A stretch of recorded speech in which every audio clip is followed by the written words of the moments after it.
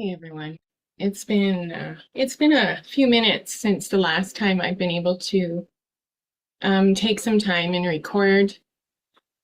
However, the conversation that I'm supporting and facilitating this evening is around relationships. And just that word alone creates this response in our being because all of a sudden we're looking outwardly at all the relationships that we've ever been in or currently are in. But even if you don't spend a lot of time with a particular person, you're still in a relationship. There's a relationship, there's an exchange at the supermarkets, the post office, the service garage when you're getting your vehicle worked on, and then those closer relationships. But tonight, I really want to focus on the relationship, the closest one, the most important, the most intimate, is the one you have with yourself. However, let's take this back. For those of you that have been following me for a while know that I was estranged from my mother for a time. A sequence of events brought her back into my day-to-day experience. I wouldn't say I don't have a relationship with her, but it's not a mother-daughter relationship. And that's not being rude, disrespectful. I'm not hating on her. It's just the reality of how life went. So I wanted to talk about this because I'm caring for her and where she's at in her journey ahead. She's an elderly woman. She struggles with addictions, mental health, all the things that come with day-to-day life. But now she's a senior citizen. And I talk a lot about how I'm responding to this because even though our relationship has shifted to the degree that it is today, it doesn't mean that the vulnerabilities of my inner child don't show up in the exchange of that experience. So it's not because I want to pick on our parents, our caregivers, the ones that raised us. It's just they become the mirror to us. They become the mirror with which we look at ourselves. And so now it becomes the mirror because every interaction has that potential to awaken an older version of yourself. And as you reflect upon the words that I'm using this evening, like take notes, take a moment. Because the body remembers the vigilance you may have had to use. The mind remembers trying to predict moods. The heart remembers becoming responsible for keeping the peace. So today we're going to explore the relationship beneath that relationship. The most important one, the one between you and yourself. And I hold that to a very, very high pedestal for myself, if I can use such language, because learning to love myself took a long, long time. You know, I'm the type of healer that's extremely honest about the journey. I don't want to work with the master. I want to work with the one that is continually evolving the journey ahead. That's the goal. However, tonight, it's about the survival of that relationship, the intimate one, deep, deep within ourselves. Many of us believe that the trauma is what only happened. But what often stays with us isn't simply the events, right? I get we all have a memory.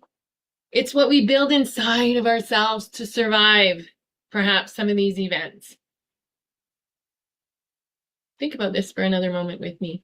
Maybe you have a pen and paper. Here's your moment to perhaps grab one. Perhaps you became the peacemaker, the overthinker, the fixer, the invisible child, the perfect child, the emotional caretaker, the one who never ever asked for help. Those identities, they're not random. They're not.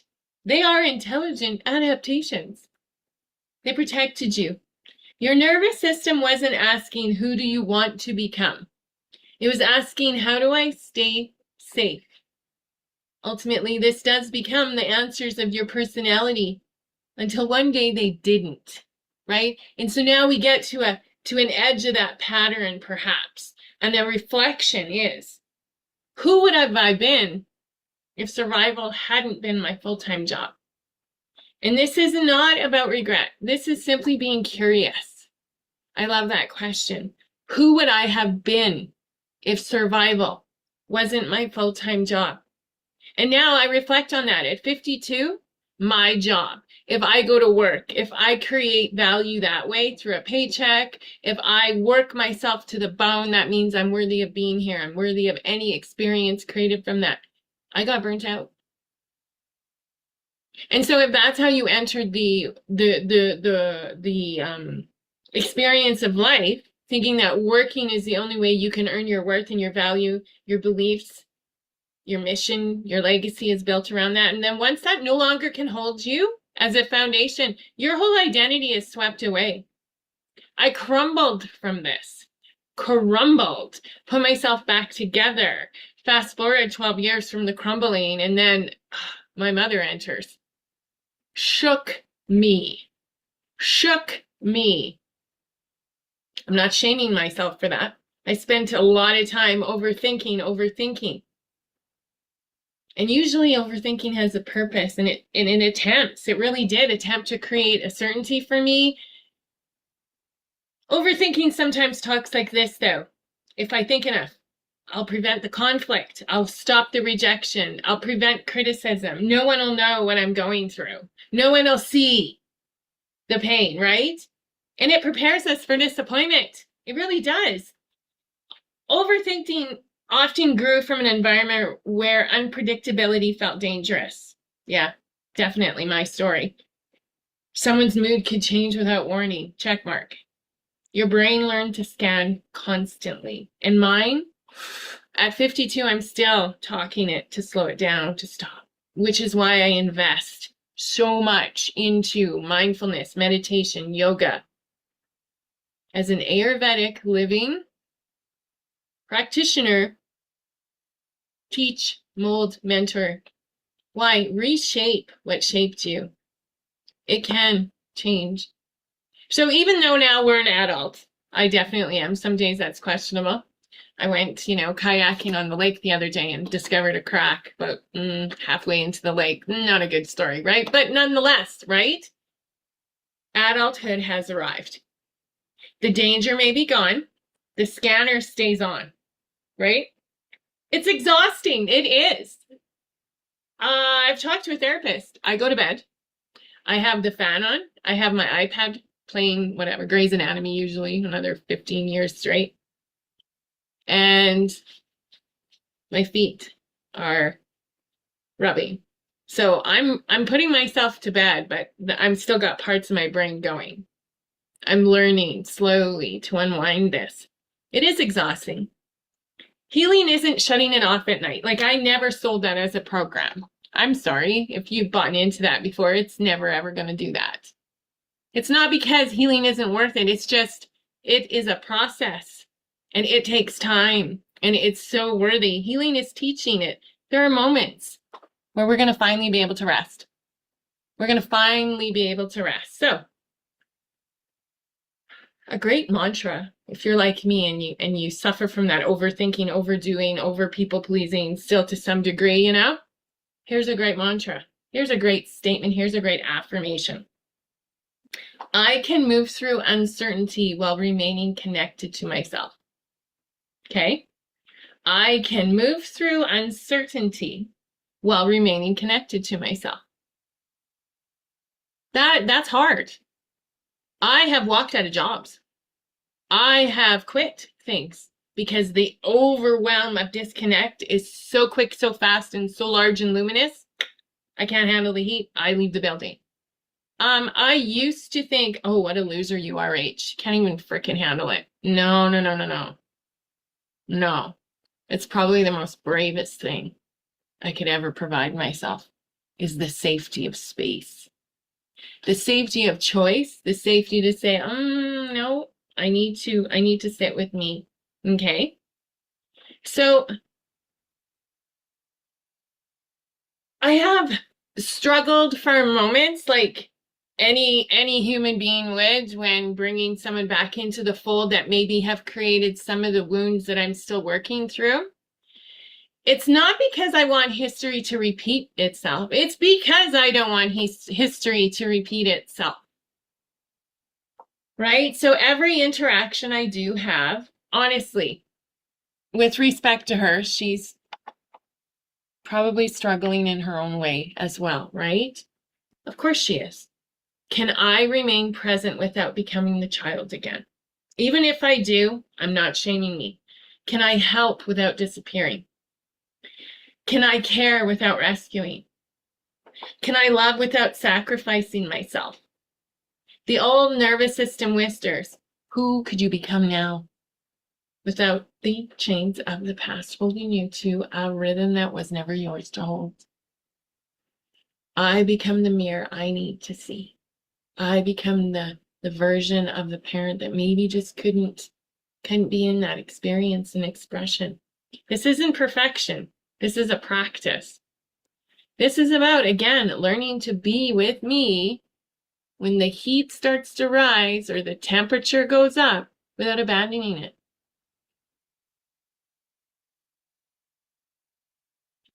When we journey this deep into an awareness of ourselves, when we can bump into the furniture, that's what I call my emotions sometimes, right? Because I don't know I'm having that emotion until I have an interaction with something external, aka another human being that shows me, right? A little heat in the kitchen, right? It's one of the deepest shifts. It's the hidden relationship within ourselves.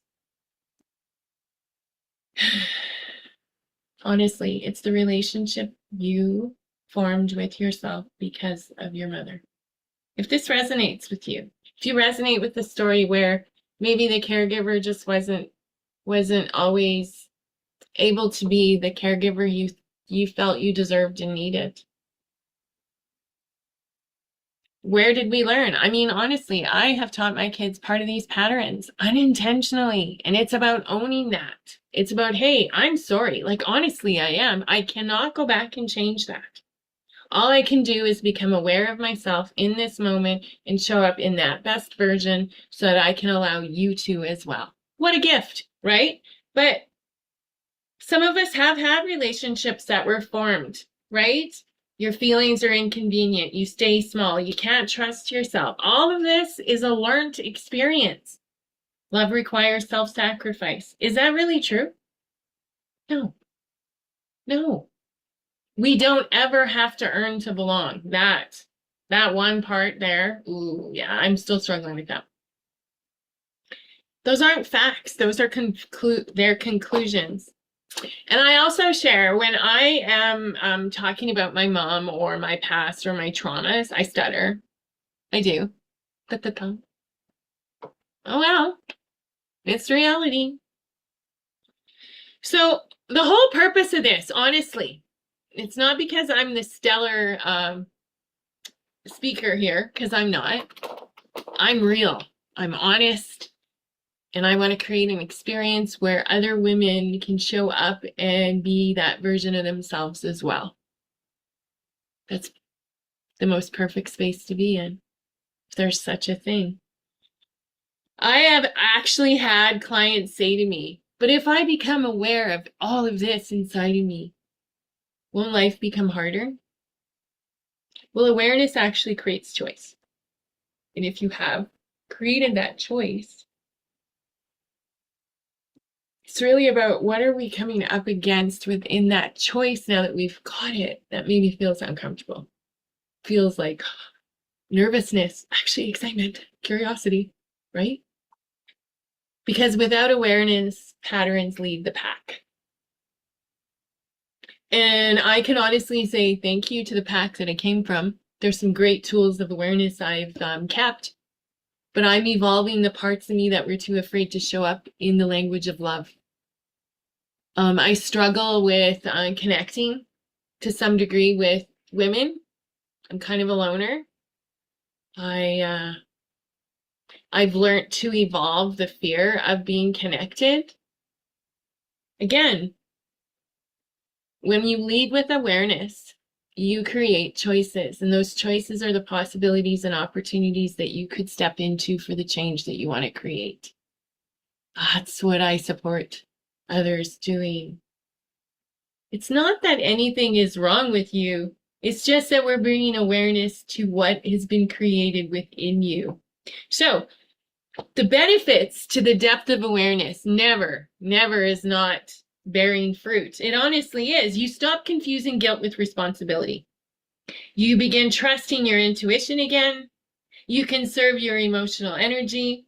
You recognize manipulation without needing to argue. What freedom is that, right? It's more about honoring who you're becoming. You know, paying homage to the relationships we've came from. But it's more about honoring who you are and less about managing what others are up to, right? Because that's no longer our job. Right? And then what happens, Rach? If I don't have that job to do, what am I doing with this space? Anything you can handle until you can choose it without guilt, right? When I'm used to working, 15-hour days, 6 days a week, 1 day off, called that, I'm a superhero.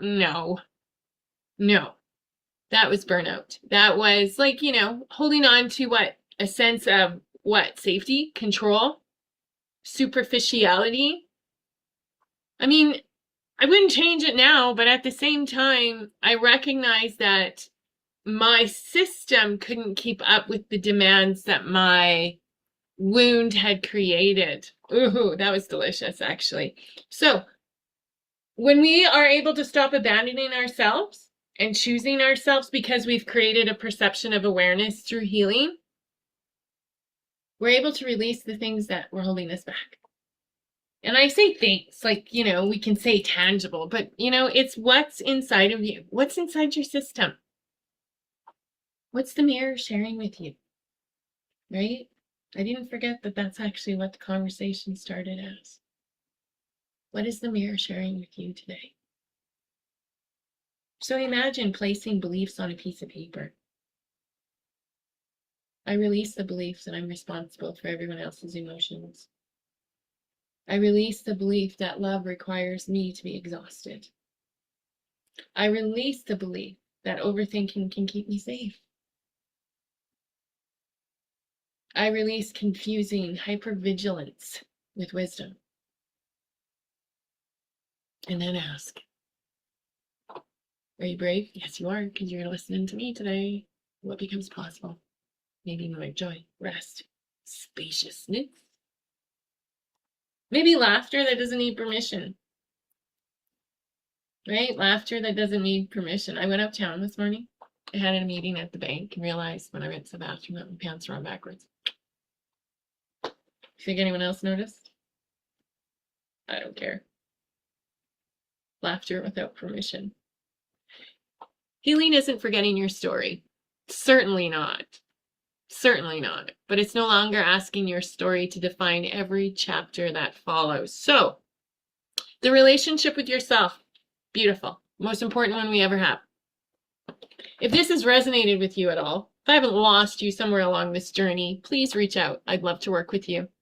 Have the best day ever. Thank you for joining us, Coach Rach.